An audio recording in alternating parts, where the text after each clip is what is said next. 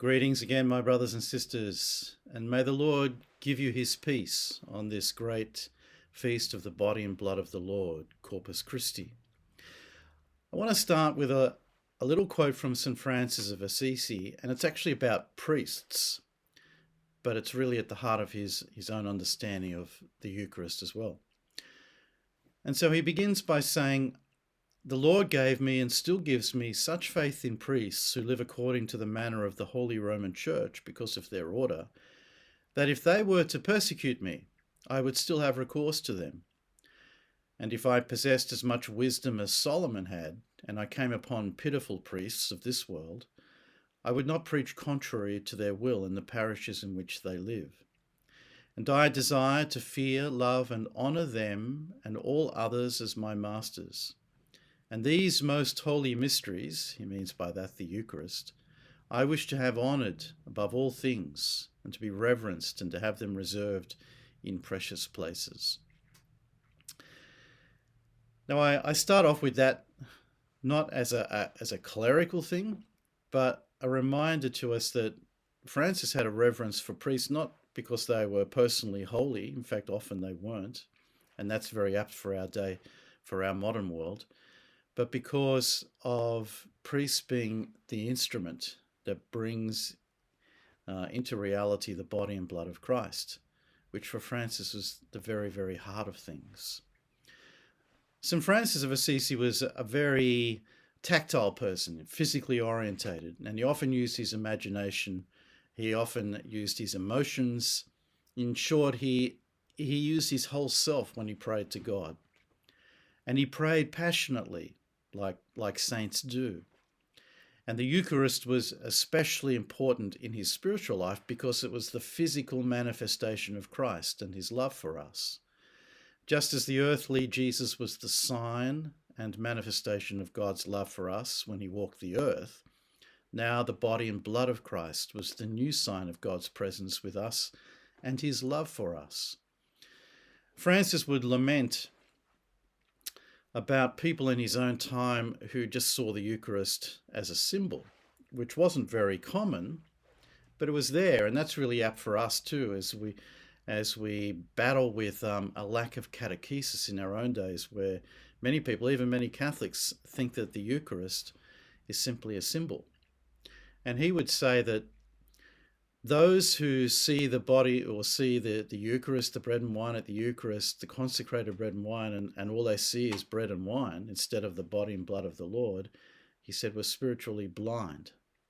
Just as those who walked the earth with Jesus in his ministry and just saw Jesus of Nazareth and not the Messiah, the Son of God, were blind. So for Francis, Christ is just as present in his life, just as present in the world, in our world, just as present to you and to me as he was to his apostles and the people of Israel. In fact, in many ways, he's more present to us.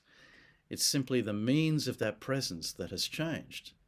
And so he came to see the Eucharist as the sacrament of this new presence of Christ in the world.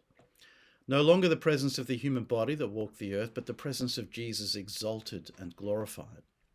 And so the risen Lord, who out of his tremendous love for us was prepared to die for us, and in so doing transformed death from annihilation into a new birth, now becomes the gateway to unimaginable life for us and for all creation. And at the heart of this, the heart of the church, the heart of the Christian's life, is the body and blood of the Lord, the Eucharist. And so the Eucharist was a constant reminder to Francis of the words from the very end of Matthew's Gospel. "Remember, I am with you always, to the end of the age." St. Francis was so filled with awe over the Eucharist because it was for him a meeting, a profound meeting with God, an epiphany experience, if you like. For him, it was no less awesome receiving and encountering the Lord in the Eucharist at Mass. It was no less awesome than the meeting of Moses on the mountain with the living God. And what struck him so, and it comes out again and again in his writings, was that Christ loves us so incredibly, he loves us so much, so infinitely, that he will go to infinite lengths in order to save us and bring us into his own divine life. In doing so, Christ was even prepared to strip himself of his equality with the Father in order to become one of us and then to die for us. And this self-emptying of Christ is beautifully related in that ancient Christian hymn in Paul's letter to the Philippians in chapter 2.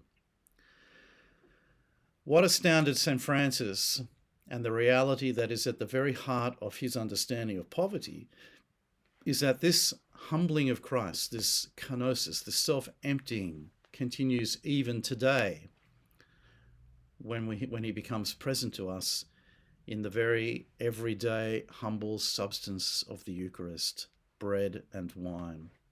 And so in his letter to the entire order, St. Francis writes this: O sublime humility, that the Lord of the universe, God and the Son of God, so humbles himself that for our salvation he hides himself under the little form of bread. St. Francis, stirred by such overwhelming love and humility revealed to us in the Eucharist, Francis makes an impassioned plea to his brother friars. And so he says to them, and I think he says this to us too. He says, look, brothers, at the humility of God in the Eucharist, and pour out your hearts before him. Humble yourselves as well, that you may be exalted before him. Therefore, hold back nothing of yourselves for yourselves, so that he who gives himself totally to you may receive you totally. Pour out your hearts, humble yourselves, hold back nothing of yourselves from the one who gives himself totally to you in the Eucharist, in the body and the blood of Christ. So the Eucharist is not just an astounding divine gift to us. The Eucharist, properly received in a state of grace, compels us to give ourselves totally to Christ, to empty ourselves totally so that Christ may fill us, so that when people encounter you and me, they don't really encounter you and me, but rather they encounter Christ himself. So that beautiful hymn from Philippians, though he was in the form of God, Jesus did not count equality with God something to be grasped, but he emptied himself. This isn't just about Jesus.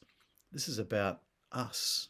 And we see this in the Eucharist, that the Eucharist is kind of like a mirror. It's not simply about how Jesus relates to us, but it's also about who we're called to be as Christians.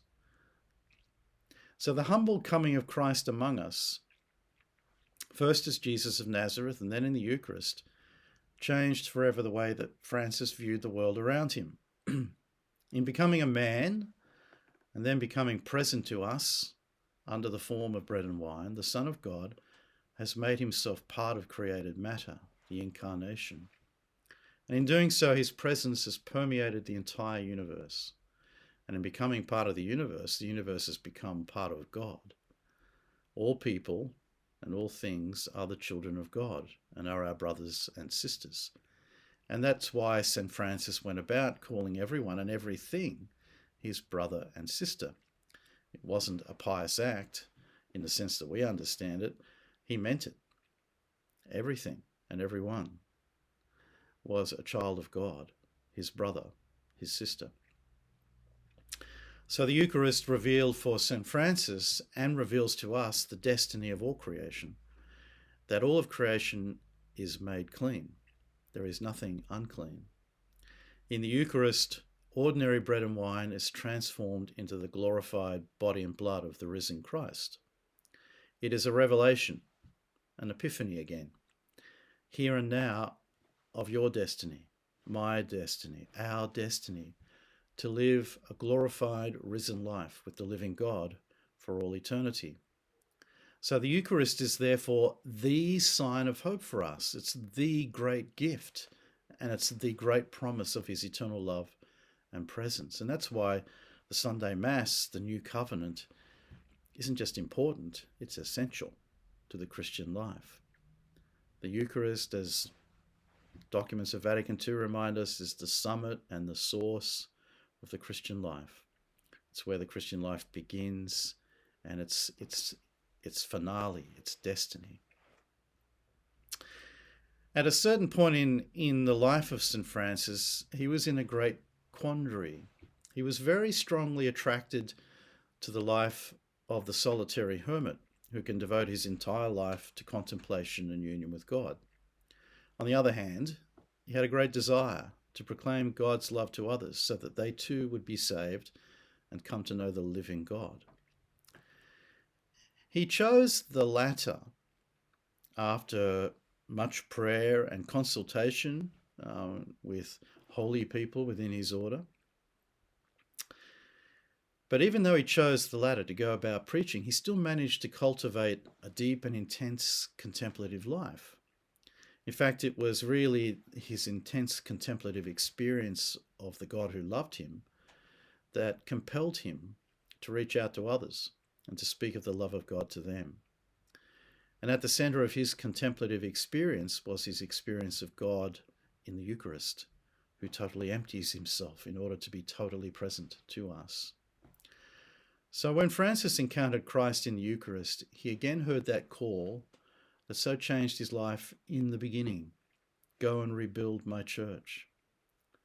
In the Gospels, it's the same. The apostles encounter the risen Lord in the breaking of the bread, the very first term for the Mass in the church, the Eucharist. And he commissions them, Christ commissions the apostles to go out to the whole world and preach the good news and baptize people in the name of the Father and of the Son and of the Holy Spirit. And so it is for you and for me. The Eucharist is not meant to be reduced to some pious devotion, but rather it is a profoundly powerful meeting with the risen Christ, who commissions you and commissions me to be his witnesses in today's world, to be his ambassadors, to be his instruments of peace, so that when the other person encounters you, they don't encounter you, they encounter Christ. It's our calling to be able to say, as St. Paul says, it is no longer I that live, rather it is Christ who lives in me. So the Eucharist, the body and blood of the Lord, turned the values of this world upside down, and perhaps that's why so many people have a hard time with it. And it was the same in Jesus' time. If we go to the Gospel of John, we see that many of Jesus' disciples left him when he spoke about himself as the Eucharist, because they found his language intolerable. So why should we be surprised today? But in order for us to understand how profound the love of God is for us, to understand the incredible meaning and importance of Christ incarnate and Christ crucified and risen, and the incredible importance of the new covenant, the Eucharist, we need to understand what the Eucharist really is. It is no mere symbol. It is the presence of the living God, of Christ among us. So we see in St. Francis that the Eucharist was the source of his strength, the source of his joy, the focus of his love and fascination for the God who humbled himself to become one of us out of sheer love. And the Eucharist was the driving force behind his love for all people and all creatures. May it also be in your life. So let us always come to the Sunday Mass. Let us always renew the new covenant, being part of the family of God.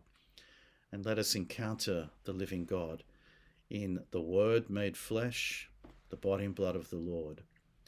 Let us come to the Eucharist worthily. Let us come with awe and reverence, and allow the Lord, in the presence of his body and blood, to transform us, that we can be his witnesses. May God bless you.